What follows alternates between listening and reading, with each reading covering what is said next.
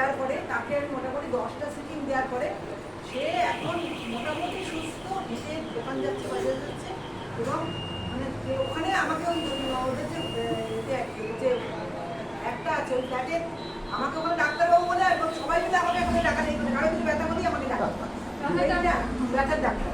এইটা একটা। আরেকটা হচ্ছে আমাদের এই চলচ্চিত্র সিনেমা হলে যে ফ্ল্যাট হয়েছে ওই ফ্ল্যাটে ঠাকুর বাড়ি ওই শ্বশুরমশাইয়ের ক্যান্সার হয়েছিল। ক্যান্সারে একদম লাস্ট স্টেজ, অসহ্য যন্ত্রণা, মানে উনি 15 দিন টানা বসে কাটিয়েছেন এবং চিৎকার, সারা রাত সারাদিন চিৎকার করেছেন। আমাকে তখন ওর দাদা ডাকলো যে ভাই তুই একটু দিয়ে ওদের কি একটা মেশিন দিয়ে কি দিস, ওটা একটু দিয়ে দেন না আমার শ্বশুরমশাই যদি কিছু হয়। আমি গিয়ে ফার্স্ট দিন সন্ধ্যেবেলা 8টার সময় গেলাম ওনার বাড়িতে, গিয়ে ওনাকে দিলাম ট্রিটমেন্টটা। মানে ট্রিটমেন্টটা দিতে দিতেই উনি ঘুমিয়ে পড়লেন এবং ওনার ওয়াইফ আমাকে বলছে সুপর্ণা তুমি যদি আমার থেকে ছোট বড় হতে তোমাকে আমি প্রণাম করতাম। হ্যাঁ, যে 15 দিন পরে তোমার মেটামনি ঘুম হবে। এইবারে রাত্রি 2টোর সময় ওনার ঘুম ভেঙেছে, উনি উঠেই চিৎকার করছেন আমার মাকে ডাক। আমার মা আমাকে এসে ব্যথা কমিয়ে দিয়েছে। তখন আমাকে ফোন করলো ওরা যে সুপর্ণা দিয়ে, আমি এখন রাত্রি 2টোর সময় আমি যাবো কি করে? তখন বলতে তুমি কালকে সকালবেলা এসে একটু দিও। আমি ঠিক আছে। আবার 6টার সময় আমাকে একটু এসে দিয়ে যাও, নাহলে বাবা সমান চিৎকার করে যাচ্ছে যে মাকে ডাক মাকে ডাক করে। আমি তারপরে প্রতিদিন 4 বার করে ওনার কাছে যেতাম, গিয়ে ট্রিটমেন্টটা দিতাম ওনাকে ঘুমোতে। এবার অ্যাপিলো থেকে ওনার ক্যান্সার স্পেশালিস্ট যিনি উনি একদিন আমার বাড়িতে এলেন, আমাকেও দিয়েছিল, আমিও গেছিলাম। তা উনি দেখে বললেন যে আর কিছু করার নেই, আর একদম লাস্টে আমাদের কোনো ওষুধ কিছু কাজ নেই। একটা ওষুধ আছে 32,000 টাকা দাম, যদি খাওয়াতে পারেন তাহলে একটু ব্যথাটা কমতে পারে।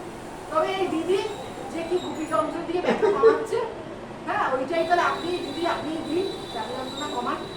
আর আমি প্রেসক্রিপশনে লিখে দিয়ে যাচ্ছি যে রিফ্র্যাক্টিভ ফিজিওথেরাপি, আমি তো আর ওই মেশিনে এটা লিখতে পারবো না, আমি লিখে দিতে চাচ্ছি light therapy, physiotherapy, light therapy, হ্যাঁ লাইট থেরাপি লিখে দিয়েছি, রিফ্র্যাক্টিভ লাইট থেরাপি লিখে দিয়ে আমাকে বলতে যে এইটা আপনার হাতে আমি ওকে দিয়ে গেলাম আমি পেশেন্ট, কেন আমরা আমাদের ট্রিটমেন্টের আর কিছু নেই।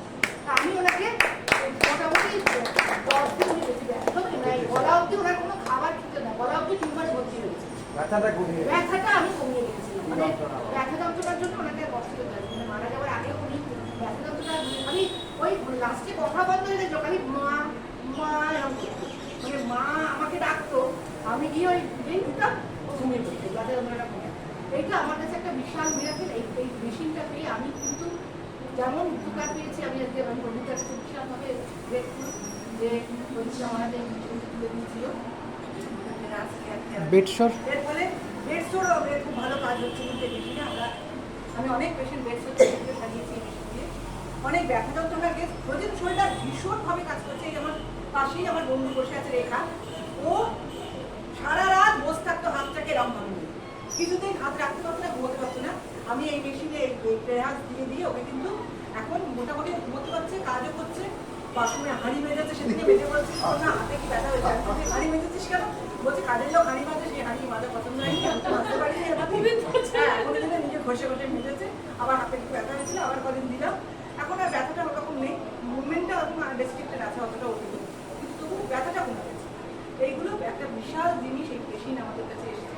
এবং আমি একটা আর্থিক দিকটাতেও ভীষণভাবে কিন্তু মানে এটাতে যে আমি শুধুমাত্র আমি মানুষের সেবা পাচ্ছি করছি, মানুষের আশীর্বাদ তো ভীষণভাবে পাচ্ছি, আর আর্থিকভাবে ওই আমি এটাও কিন্তু আর্থিকভাবেও কিন্তু এটা একটা বিশাল, যারা এটা নিয়ে ইউজ করবেন বাড়ির জন্য তো করবেনই, তার সঙ্গে যদি বাইরে পেশেন্ট দেখেন সেক্ষেত্রেও কিন্তু আর্থিকভাবে আপনারা